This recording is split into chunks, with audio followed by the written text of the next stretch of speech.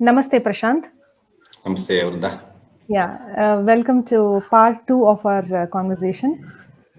In our previous video, we discussed a lot of things about KVN sir's music and his concert management skills, his voice production techniques, and so on.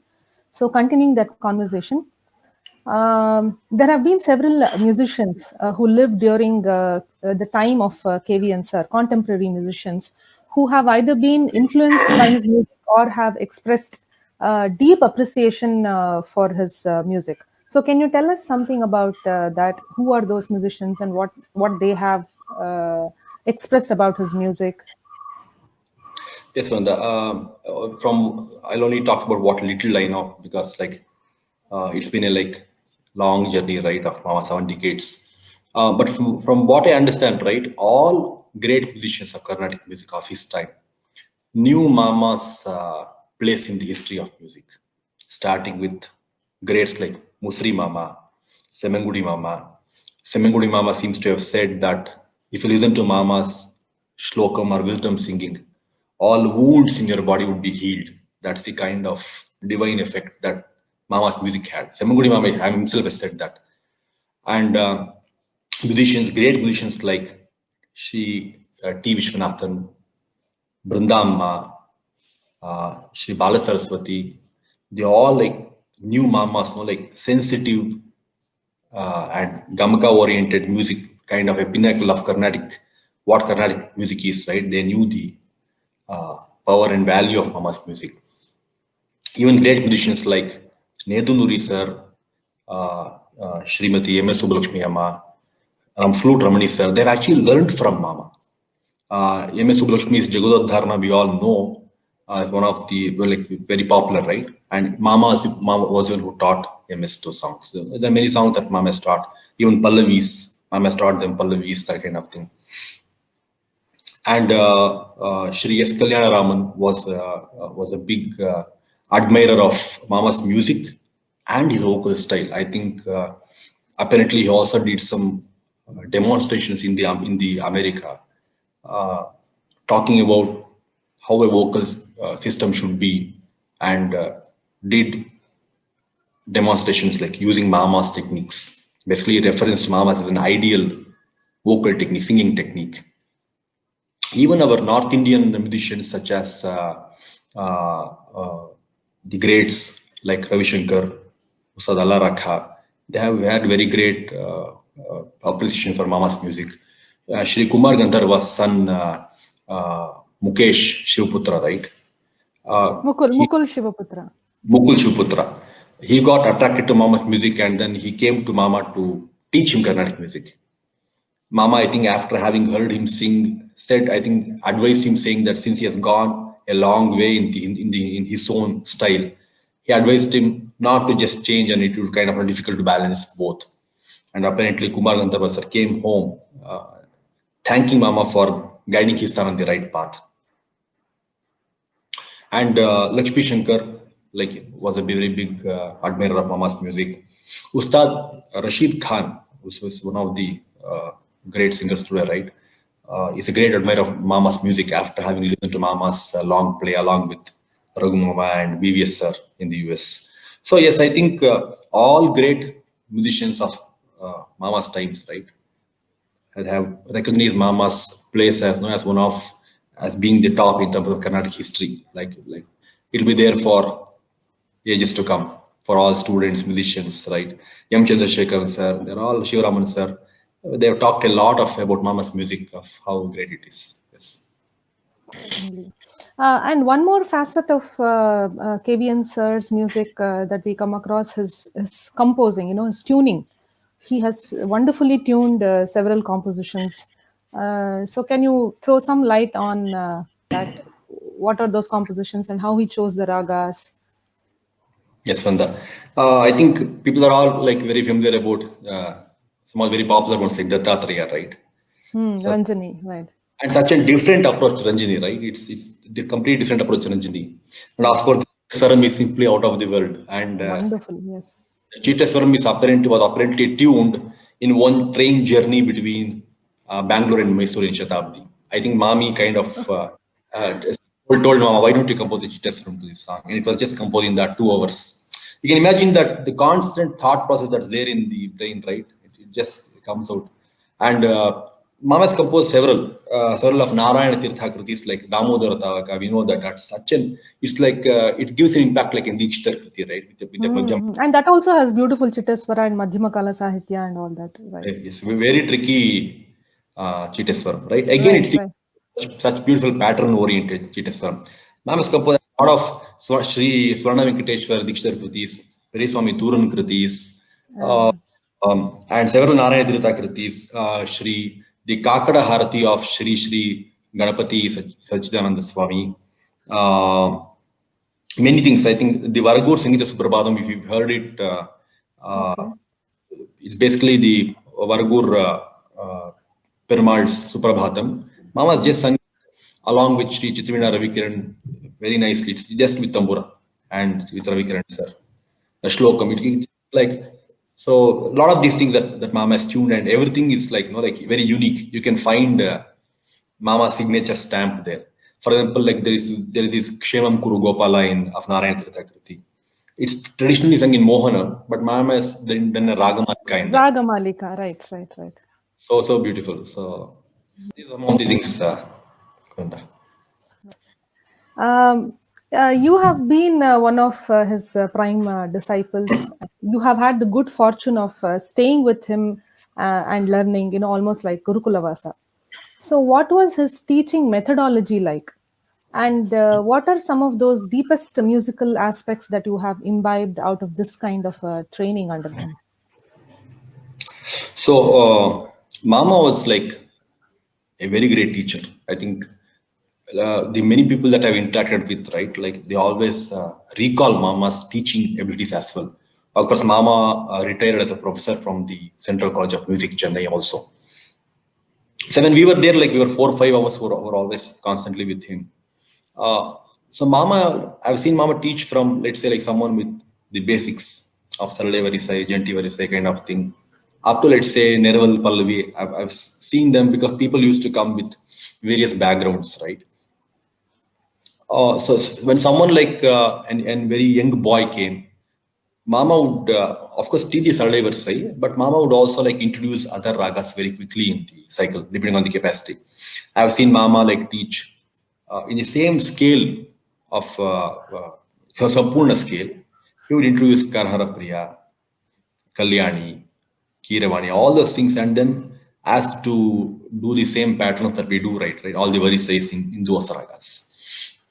Once the voice kind of broke, right, for a male voice, right?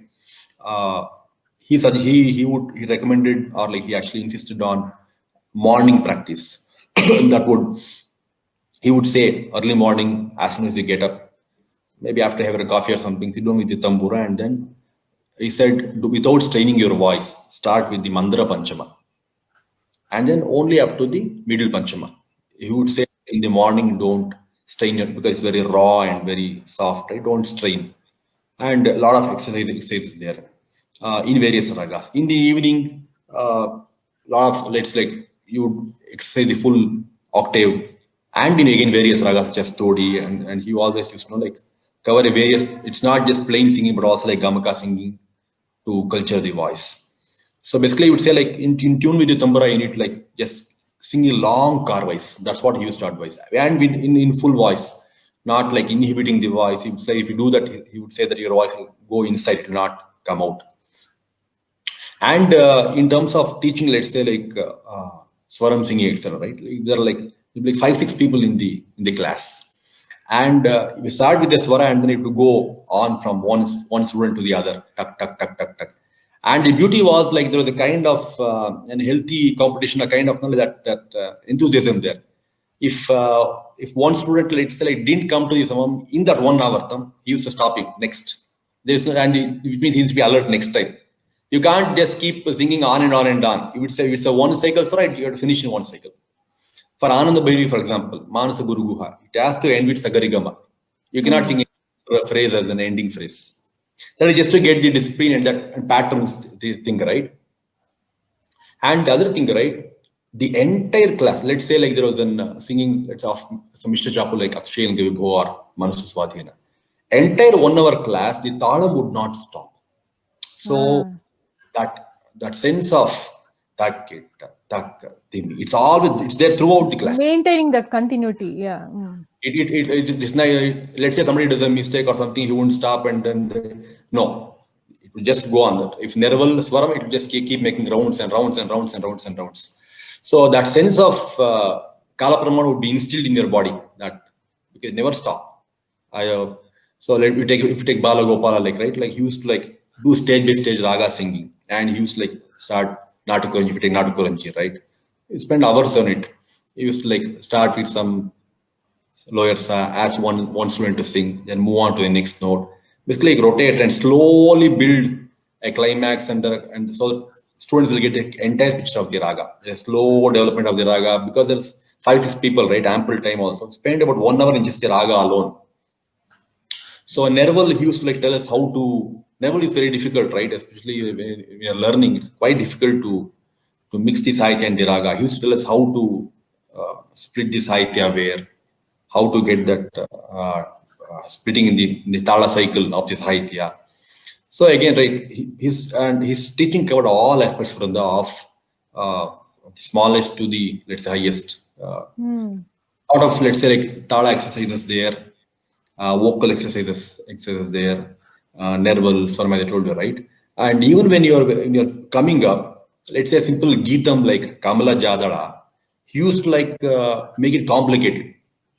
One is to sing it in first speed, but it's like sing it in third speed. Second and third speed joined together. One speeds together.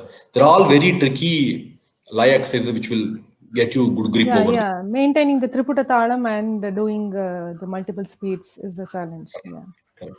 So he was a great teacher. Let's say like if a student, and he had gone through the all kinds of students, right? Very sharp, dull, kind of thing, right? If somebody was able to get a Sangati not right, his ability to like split the Sangati beautifully in a way where the student can understand, and you could see the satisfaction on his face when the student got it right? He was really, that smile is very tall. Yes, you got it, kind of thing. Actually, Mama's efforts, but his ability to like dissect the entire complex phrase into such small, understandable pieces, right? And then join to the full piece is really that itself is an art in itself. Teaching itself is an art. And Mama even lecture demonstrations on Pallavi singing, on how to do Pallavi. So I'm saying varied. I've seen very senior students come and learn Nerval, for example, from Mama. Even violinists, instrumentalists used to come to learn Nerval and that kind of aspects from Mama. So a great experience in just listening to Mama teach of how he and how he kind of encourages and inspires small kids. And he used to like love that a lot. Like although he was 70 year plus, he has taught Sarale Varsai level kids who are very capable.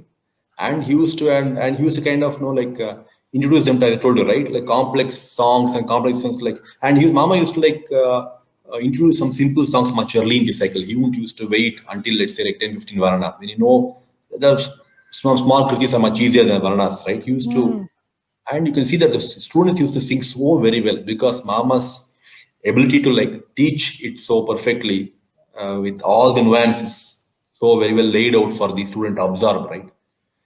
One is the experience as a student in being taught by Mama, and then listening to Mama teach someone else. Both are. So there is that 0 to infinity. He would cover the entire range. You can imagine that Mama has even taught somebody like MS, Ned Nuri sir, etc. Right? Yes, he knows how to scale anything. Correct. And how was his? What was his approach towards teaching? Kritis? Was it notation based, or was it just based on what he would sing and you would repeat, or were you allowed to record? What was the approach? Absolutely not notation based, just an oral tradition.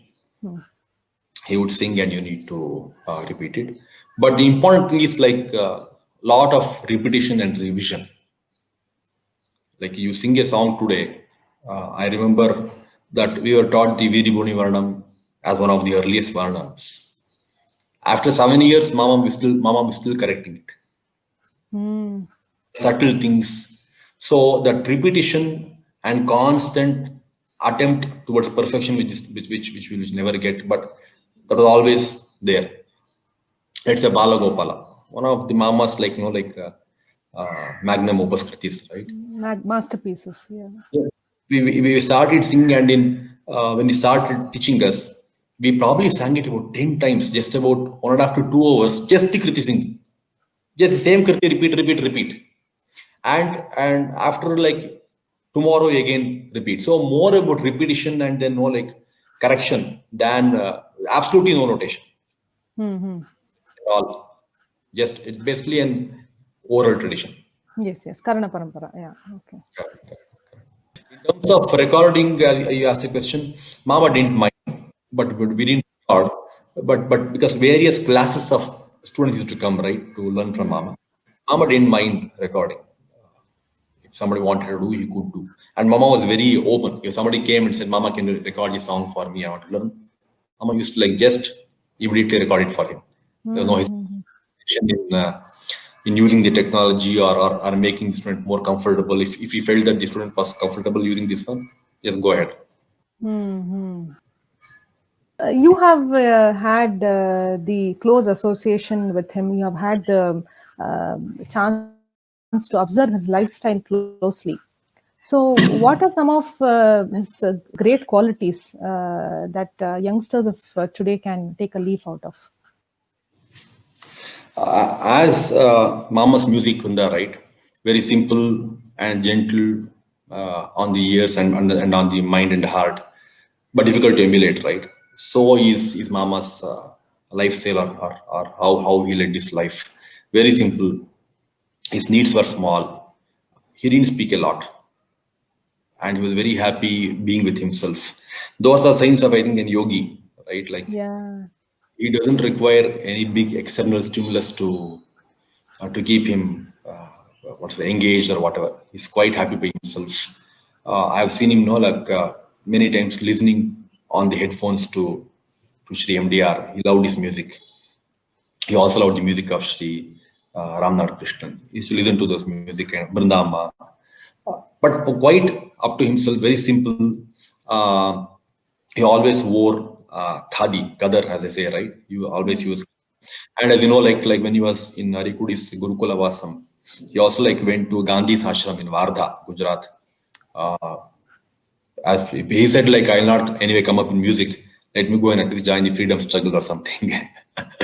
and he sent his cousin Sri Ranganathan there, advised him to go back, and he came back to Arikudi Mama. He loved very simple. He loved curd rice. Curd rice is his staple. If he went to a restaurant, for example, he would love to listen to all the menus because he was interested. As they say, rasane, right? He is very deeply interested and curious about what are those things. But when his choice came, it came back to curd rice. So it shows his open-mindedness. There was an incident where Mama was alone at home and we had all been out. We came back in and Mama talked about, he was looking at the TV and he heard Srimati Anuradha Shriram and Shriram sing, and he was very happy about it. So he was young. It's not like whatever is old is only good, whatever is new is not. Nothing. He would see anything that was good, he really liked and appreciated. He loved movies like Michael Madan Kamarajan. That was one of his favorites, especially the Malayalam character there, right? In his heart, Mama was a Keralite. If he wrote something, after a while, Mama would naturally just go into Malayalam language. I don't know if he even knew. He would just start with Tamil but end up in Malayalam. Kind of this one. He loved the Titanic movie. He loved Thiruvilayadal. Right, basically very simple at heart, and he hated cricket. Cricket was one game that he never liked. Okay. With Mama and used to switch channels, and there was a cricket. Mama, can you just look at the score? He said like, no. That's how he used to. He loved fighting sequences. So very simple. Yes. And appreciating the small things in life, simple things, and And as you said, not requiring any external reason to keep you in that blissful state. Exactly. Right. And what has been the role of Padma Mami in KVN sir's life and music? Because you have observed, even when you were learning from KVN Mama, you have had close interaction with Padma Mami, and now you are continuing your training under her. So, what has been her role in shaping KVN sir's life and his music? One is two roles, Vrunda. One, everyone knows of Mami's sacrifice, herself again musician, having learned under the legend Shri Musri Mama, and then Mama himself, right?